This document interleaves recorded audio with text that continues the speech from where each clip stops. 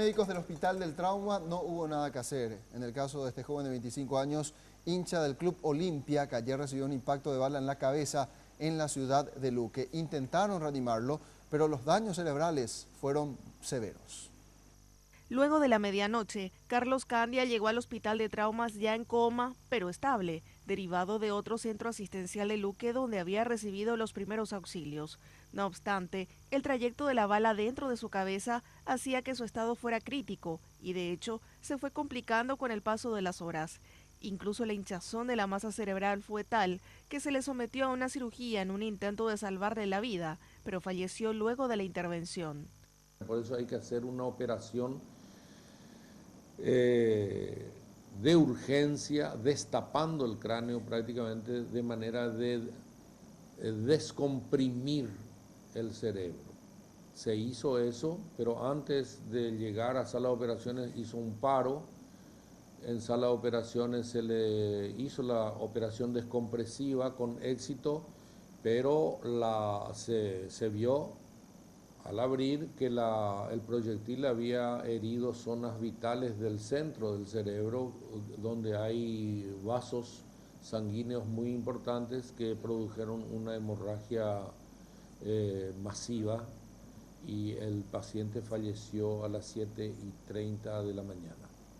Los familiares de Carlos refieren que él mismo estaba volviendo de observar el partido disputado entre Olimpia y Guaraní, cuando en Laurelty fue emboscado por integrantes de una barra rival de la zona, quienes dispararon directamente a su cabeza. Un hermano menor mío estaba con él. Ellos estaban regresando de la cancha después del partido contra Guaraní. Se bajaron a 1,5 kilómetros más o menos del lugar, y por el camino ellos le tomaron una emboscada. Le hicieron una emboscada y a quemarropa le dispararon en la cabeza. Y mi hermano, el menor, le quiso defender, y habían otros que estaban en motocicleta con escopeta casera, amenazando de que se queden quietos e inclusive que corran. Y lo peor de todo es que, no contento después de dispararle, le dieron patadas, le robaron su billetera y ahí ensangrentado le dejaron tirado. Y unas personas que estaban pasando ahí en vehículo le alzaron con los otros integrantes de la barra y le llevaron al hospital. Luego le trasladamos aquí a emergencias.